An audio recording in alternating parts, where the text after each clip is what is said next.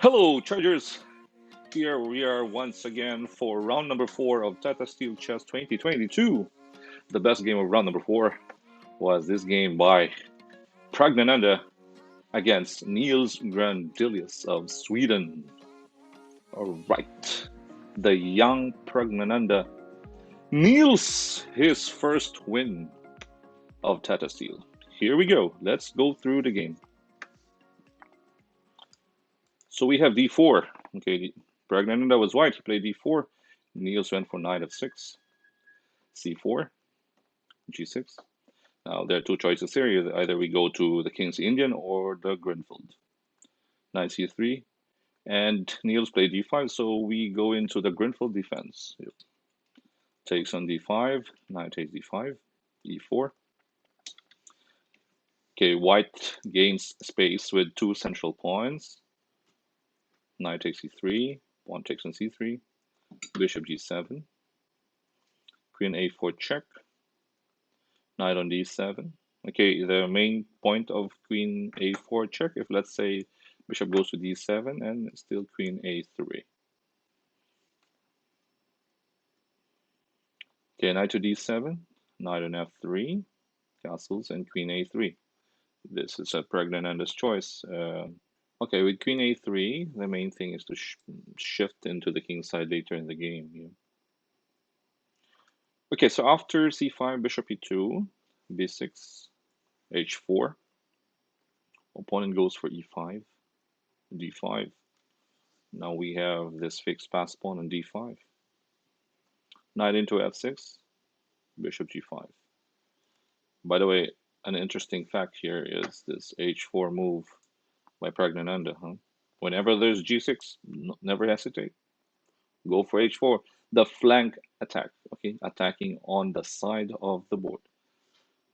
Okay, so after e5, d5, knight into f6, pin.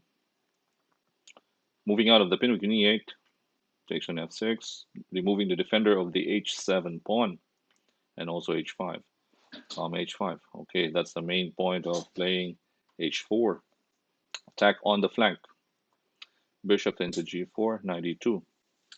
Black played bishop d7 here. All right, if let's say black captures, just king takes e2, right? There's potential rook h2 after take on, let's say, g6 with the rook h1, right? And the king is safe on e2 since the two pawns are blockading this e4 and d5 pawn. Okay, bishop d7 went back, two bishops for black, but then again, the nature of the position is a close position, so white has an edge. c4, okay, grip, central grip, c4 and e4 to the d5 pawn. Queen goes to e7, queen c3, preparing a4, by the way. Another flank on the queen side flank. The pawn on h5 is attacking the king side flank. So bishop to g7, queen to e3, f5 takes on g6, takes on g6. All right, attacking the queen side flank. Bishop into f6, a5. Okay, creating tension on the a file. Bishop g5, queen h3, threatening queen h8. So queen g7 is to protect both the squares. Queen c3 back, queen f6, bishop d3. Okay, this is a nice move because if the opponent, for example, takes on d2, queen takes d2, and if you take on e4, bishop takes e4, the queen is protecting the important f2 square. All right. And if you decide to capture the pawn straight away with e4, then the knight just takes on e4, protecting the f2 square, which is critical. Again, bishop d3. If you capture the pawn on e4, this knight takes e4, protects f2. So black went for queen e7, knight into f3, hitting e5. Queen is also attacking e5. Black has to play bishop f6. Queen on c2, pressure on f5. Rook c8, takes, all right. two open flanks, yeah, the H file and the A file, and white is controlling both. Nice one. The timing of the castling. Castling on the 29th move. Nice one by Pragg. So f4, rook on the 7th rank. There's a pin on the queen. Queen goes to d6, bishop e2. I like this move. The bishop wasn't doing anything on d3 because it's blockaded by two pawns, all right? Now you can shift knight h2, reposition your bishop to g4, because I don't like black's bishop here. Okay, bishop into d8. The black's bishop has no scope because it's close, yeah?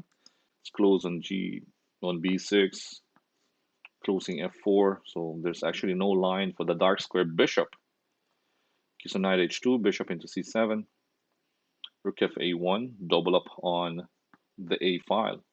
King g7, bishop g4. Pretty good move. Taking away the light square, takes on g4 after king rook f7 after you look at the pawns, yes? All pawns on the light square, and we have a bishop opposite to the color of the pawns. So the rest here is just a matter of technique. It's already a winning position for white. Okay. This is already strategically lost for black. Okay, so rook h8. Black is just waiting for white to at least blunder. But we'll see. Queen b2. King to h5. Rook to b7. Trying to double up on the 7th rank. Queen into d8. Rook a7 now to double up. King g8, moving out of the pin on the 7th rank. King f2.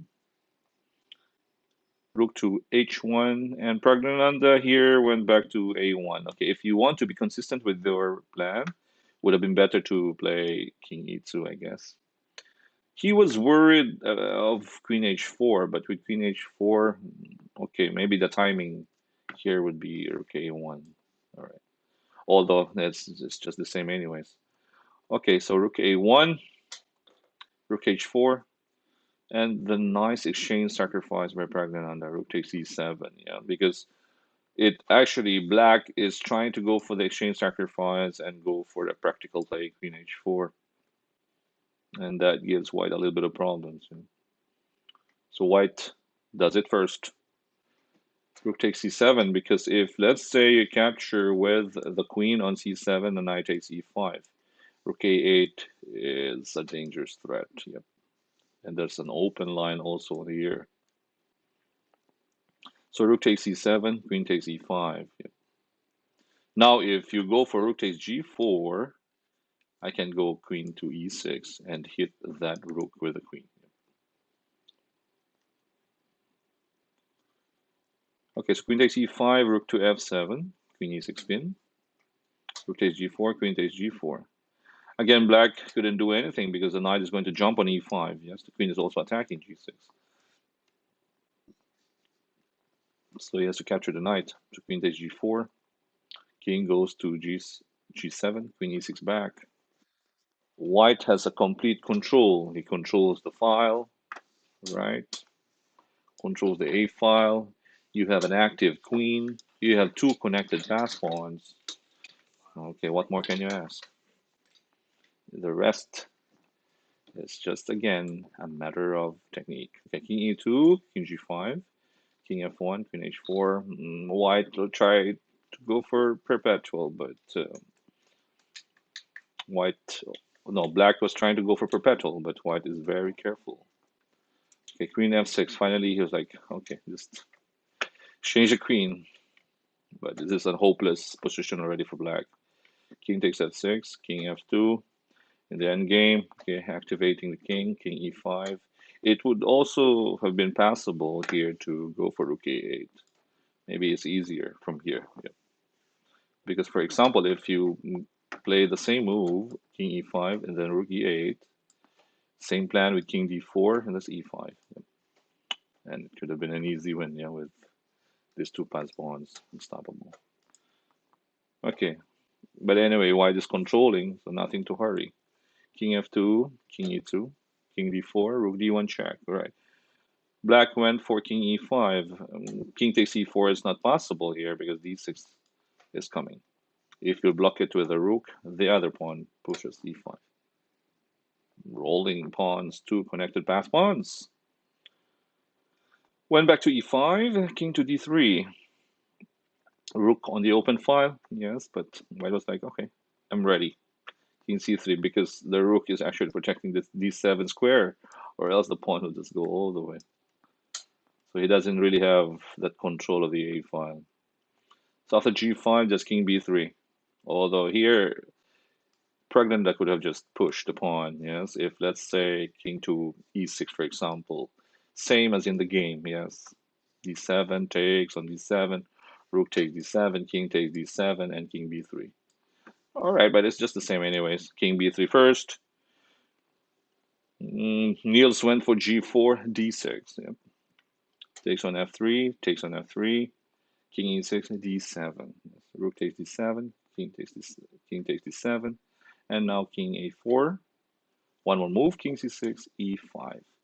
And here black resigned. Yes, we have an active king. Same number of pawns, yeah, same number of pawns. Now let's say king goes to that pawn, the e pawn, king b5.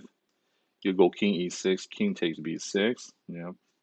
After you capture an e5, king takes e5. You cannot step on d4. It's just too much. It will be very slow to go for counterplay on f5, g5, h4, and g3. That's about 4 to 5 moves, and the pawn is just 1, 2, 3, 4 promoting, and your pawn will still be on f4. Right? It was a pretty nice win by Pragg. He has a complete control. He had a complete control of the game from beginning until the end. It shows you how mature this young kid is now. That's why he's a 2-6 grandmaster at a very young age. Huh? He's only 16. Pragg is only the youngest in the field of 14 players. Congratulations to Praggy, and I feel sorry for Grandilius. Okay, but it's still a long way to go. Tomorrow will be rest day. It will be a break for the players. The next round, the fifth round, will be on Thursday. So Wednesday is a rest day. All right. Guys, thank you for watching and thanks for supporting Charles Max Chess. We will continue round number 5 on Thursday. I will see you there. This is Coach Oliver signing off. Bye-bye.